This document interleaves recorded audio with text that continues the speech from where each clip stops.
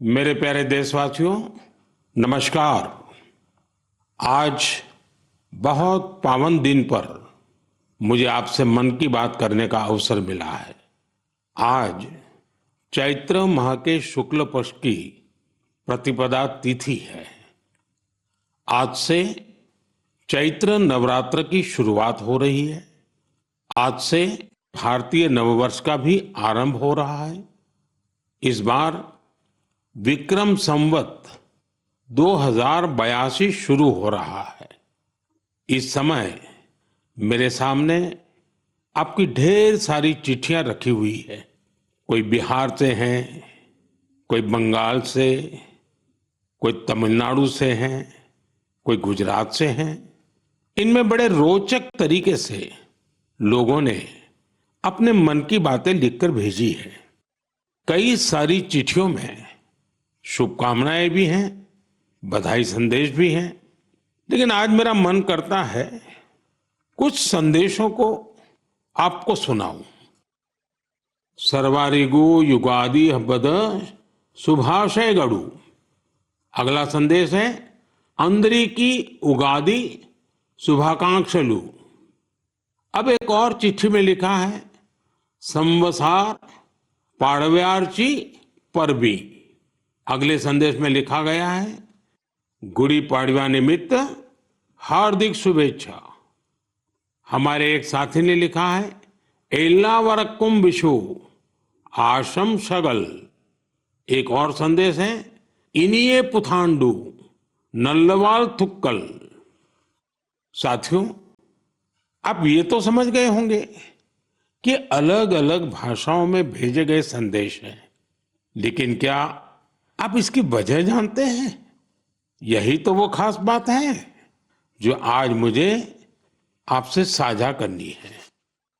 हमारे देश के अलग अलग राज्यों में आज और अगले कुछ दिनों में नववर्ष शुरू हो रहे हैं और ये सभी संदेश नववर्ष और विभिन्न पर्वों की बधाइयों के हैं। इसलिए मुझे अलग अलग भाषाओं में लोगों ने शुभकामनाएं भेजी हैं।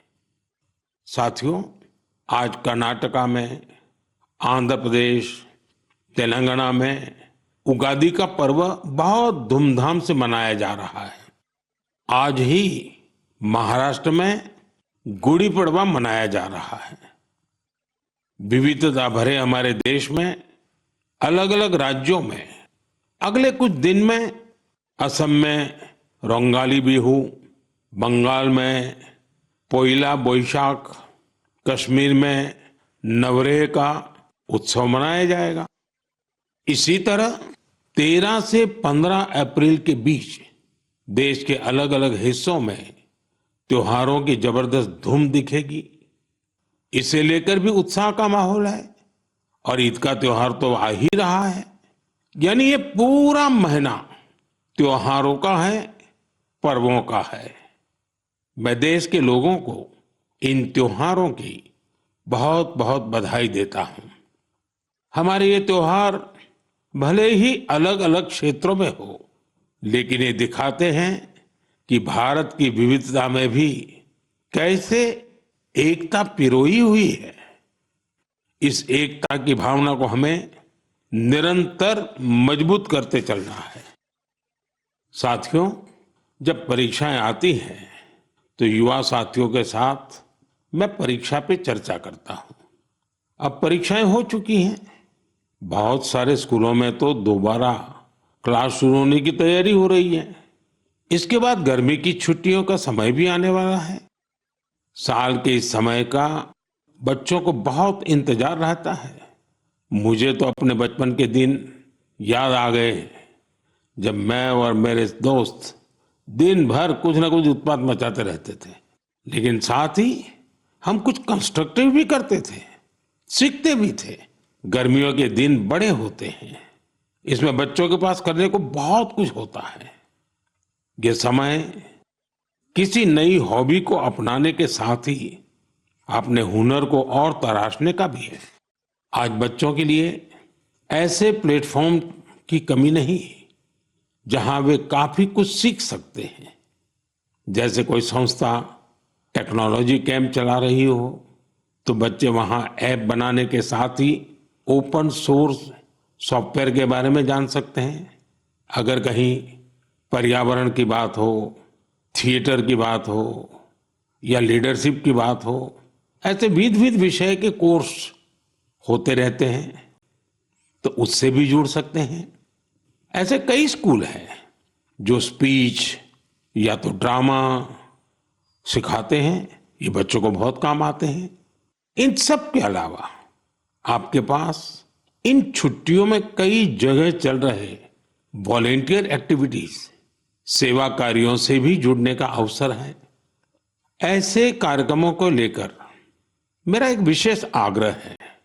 अगर कोई संगठन, कोई स्कूल या सामाजिक संस्थाएं या तो फिर साइंस सेंटर ऐसी समर एक्टिविटीज करवा रहे हो तो इसे #MyHolidays के साथ जरूर शेयर करें।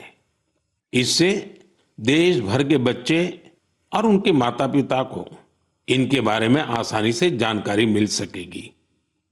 मेरे युवा साथियों, मैं आज आपसे माय भारत के उस खास कैलेंडर की भी चर्चा करना चाहूंगा जिसे इस समर वेकेशन के लिए तैयार किया गया है।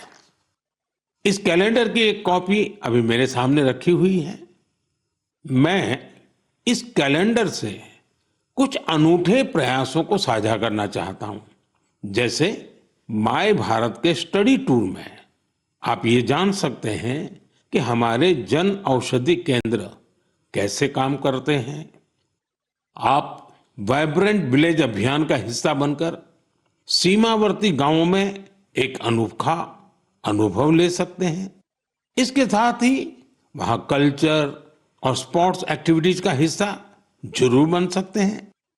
वहीं अंबेडकर जयंती पर पदयात्रा में भागीदारी कर आप संविधान के मूल्यों को लेकर जागरूकता भी फैला सकते हैं।